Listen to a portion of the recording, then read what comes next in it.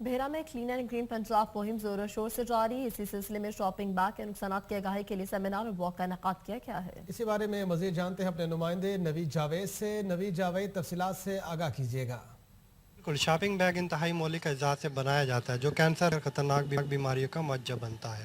ماحول کو صاف بنانے کے لیے اور شاپنگ بیگ سے اجتناب کرنے کی مہم کا بحیرہ میں باقاعدہ آغاز کر دیا گیا. اس سلسلے میں نجی اسکول کی جانب سے ایک سیمینار منعقد کیا گیا جس میں شرکاء نے شاپنگ بیگ کے بڑھتے ہوئے استعمالات کے نقصانات پر روشنی ڈالی.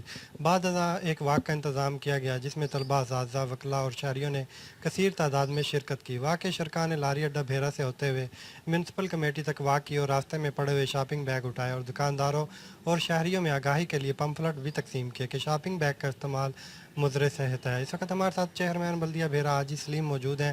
اس سلسلے میں ان سے مزید جانتے ہیں کہ وہ اس موقع پر شہریوں کو کیا پیغام دینا چاہیں گے.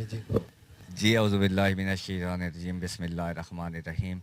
یہ جو ہم نے شہر میں ایک مہم چلائی ہے شاپنگ بیگ کے خلاف، یہ مضر صحت ہیں واقعی، اور میں شہریوں کو ایک پیغام دینا چاہتا ہوں کہ ہم بحیرہ سے اس کا آغاز کرتے ہیں اور انشاءاللہ ہم شاپنگ بیگ کے بجائے کپڑے کا تھیلا استعمال کریں گے اور ہم بحیرہ سے ایک مثال قائم کریں گے.